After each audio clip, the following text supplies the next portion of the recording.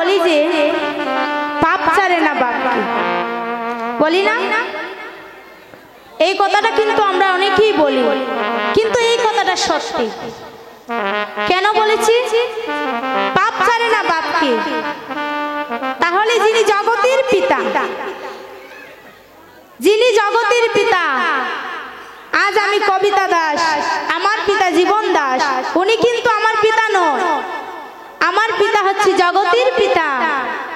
এহেন জগতে আমরা সকলেই মায়ার জালে আবদ্ধ হয়ে পড়েছি। আমার আমার করে যাচ্ছি, কিন্তু আমি কার সেটা একদিনও চিন্তা করলাম না। চিন্তা কি করেছি আমরা? করিনি তো। একটু সূক্ষ্মভাবে চিন্তা করে দেখেন তো, আমাকে জন্ম দিল আরেকজন, দুগ্ধ দিল আরেকজন, খাবার জোগাড় করলো আরেকজন, লেখাপড়া শিখাইলো আরেকজন, সার্টিফিকেট দেয় আরেকজন, বেতন দেয় আরেকজন, এমনকি মৃত্যুর পরে শ্মশানে বা কবরে নিয়ে যাবে আরেকজন। তাহলে আমার বলতে কি আছে? কি আছে আমাদের? আমাদের বলতে কিছু নাই। শুধু সঙ্গে যাবে এই হরে কৃষ্ণ মহামন্ত্র নাম। তাই শাস্ত্রে বলেছেন, গৌর নিতাই দুই ভাই দুই পথে গেল, নিমাই সন্ন্যাসী হইয়া নিতাই সংসারবাসী হইল। কেন হয়েছে? আমার মহাপ্রভু বলেছেন, হে কলিহত জীব, তোমরা আমার মতো এইভাবে সন্ন্যাসী না হই নিত্যানন্দের মতো গৃহে থেকে তোমরা কৃষ্ণ নাম করো, তবেই তোমরা মুক্তি লাভ করবে। এখানে আমি একটু মায়েদের দিকে লক্ষ্য করে বলছি, দেখেন এটা কিন্তু আপনাদের জন্য খুবই দরকার। আমরা যারা সংসারে ঘরণী হয়েছি, আমি এখনো হয়নি, তবে হয়েছেন যারা, যারা হয়েছে তাদের দিকে একটু লক্ষ্য করে বলছি, বাড়িতে আত্মীয় স্বজন যে আসুক না কেন, সকলের সেবা হওয়ার পরে শাশুড় শ্বশুরি স্ত্রী পুত্র যখন সকল সেবা করার পরে আমাদের কিন্তু সেবা করাটা নিয়ম। দেখেন মা, যার হাতে সংসার সে যদি আগে সেবা করে নেই, তাহলে সেই সংসারে কি কখনো সুখ আসতে পারে না? তো সেই কথাটা জানতে হলে আমরা একটু যাব মহাভারতের দিকে। তাহলে পঞ্চপাণ্ডবের স্ত্রীর নাম কি আপনারা কি জানেন? দ্রৌপদী। পঞ্চস্বামীর ঘরণী দ্রৌপদীর একটা আশীর্বাদ ছিল বাবা। কি আশীর্বাদ? যে তার পরিবারে যত লোকই আসুক না কেন, যত কোটি কোটি ভক্ত আসুক, কোটি কোটি লাখ লাখ হাজার হাজার ভক্ত আসুক না কেন, সকলের সেবা করার পরই সকলকে সেবা দিতে পারবে দ্রৌপদী।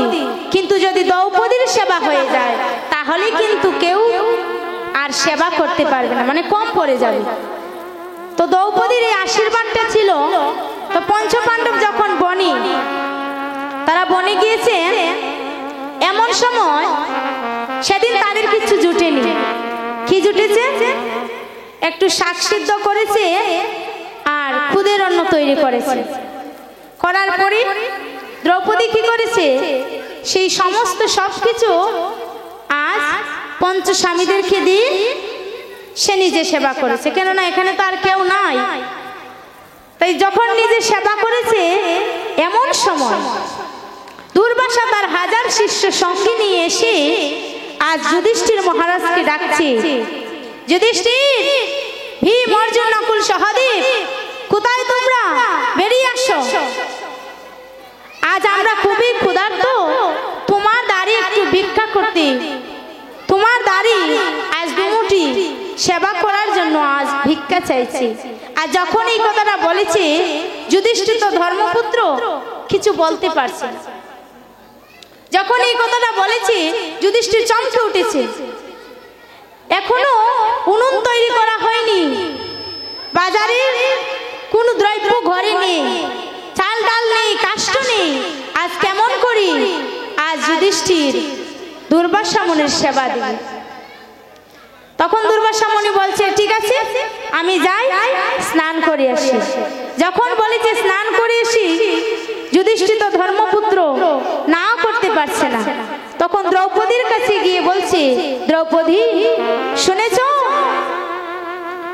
আজ দুর্বাসা মুনি তার 1000 শিষ্য সঙ্গে নিয়ে এসেছে আজ আমার দুয়ারে এক মুষ্টি ভোজন করিবার জন্য। দ্রৌপদী মনে মনে ভাবছে, স্বামী একে আপনি কি বলছেন?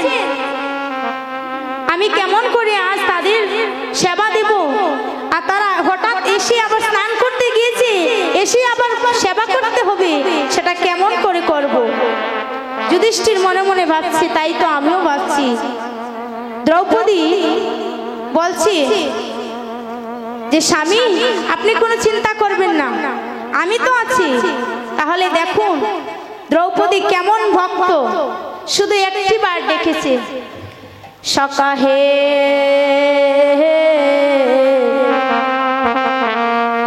একবারে কৃপা করে আমায় দেখা দাও।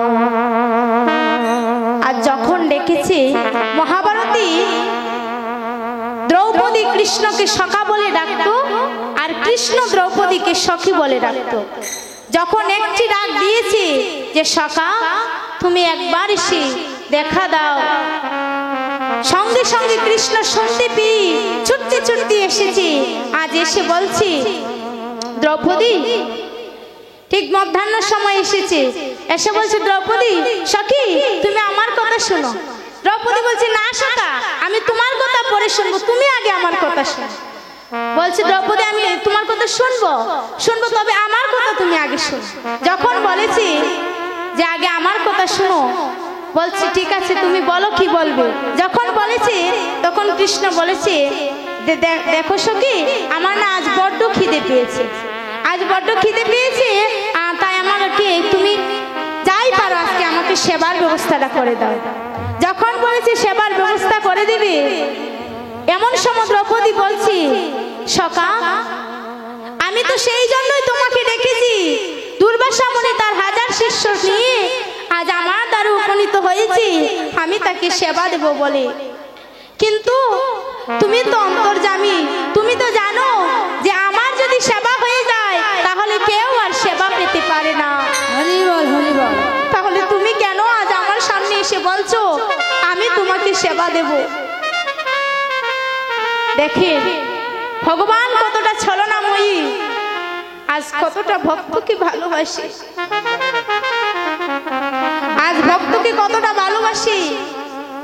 আজ কৃষ্ণ বলছে, সখী আজ তুমি কৃষ্ণের তলায় প্রসাদ পেয়েছ? বলছে কেন? কলা পাতায়। বলছে কলা পাতাটা কোথায় ফেলেছ? বলছে ওই দূরের জঙ্গলে গিয়ে দেখো। বলছে তাহলে ঠিক আছে সখী তুমি সেটা নিয়ে আসো। বলছে কেন সখা, সেটা নিয়ে আসলে কি হবে? বলছি শোনো, এর মধ্যে যদি কিছু একটা দেখে থাকে তাহলে তুমি সেটা আমার জন্য নিয়ে আসবে। দ্রৌপদী বলছে না সখা, সেটা যে আমার উচ্ছিষ্ট, আমি কেমন করে তোমাকে সেবা দেব? আমি পারবো না সখা। বলছে যাও না দ্রৌপদী, গিয়ে দেখো ওটার মধ্যে কি আছে। যখন তিনি সেই কলা পাতাটা এনে দিয়েছেন, গোবিন্দ আমার কি করছে, সেই কলা পাতার মধ্যে একটি অন্ন পেয়েছে আর একটি শাকসুদ্ধ। যখন শাকসুদ্ধটা পেয়েছে, পেয়ে আজ গোবিন্দ আমার এমন ভাবে সেবা করছে যেন কতদিন ধরে আমার ভগবানের সেবা হয়নি, কতদিন ধরে তিনি কিছু খায়নি।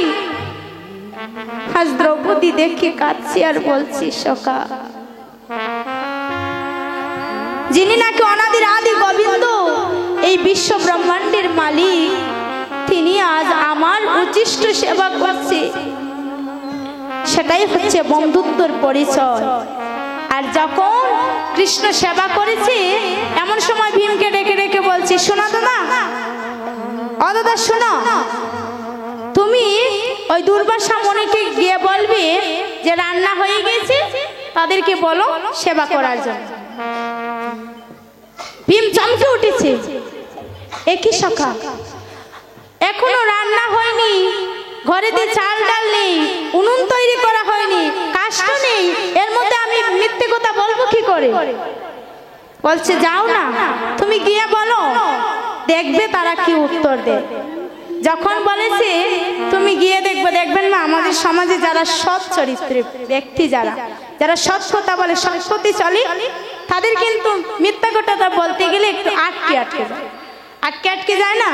তো যখন দুর্বাসা মুনি বলেছে, যখন দুর্বাসা মুনির কাছে যাবে, এমন সময় ভীম কি করেছে, গিয়ে বলছে হে মণিবর, মানে বলছে আর আটকে যাচ্ছে, বলছে হে মণিবর একটি কথা বলবো, মানে এইরকম ভাবে কথাটা বলছে যেন সে আটকে যাচ্ছে, কেননা সৎপথে তো থাকে তারা।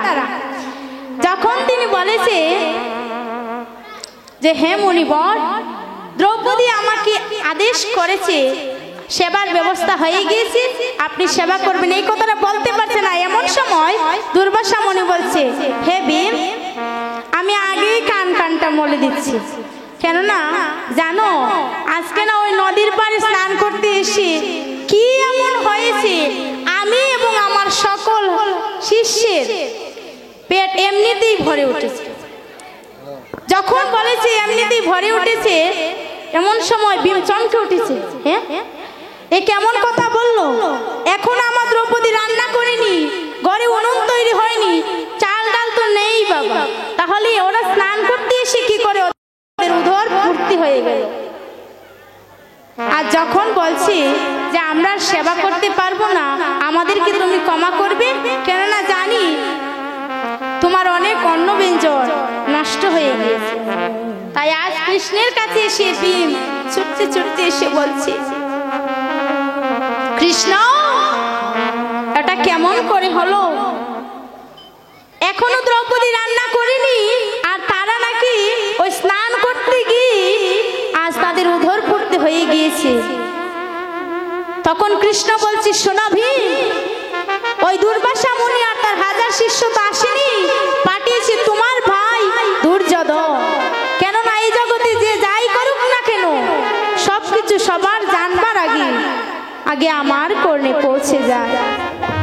আজ দ্রৌপদী কেঁদে কেঁদে কৃষ্ণের চরণ ধরে বলছি, সখা তোমার মতো আপন এই জগতে আর কেহ নয়।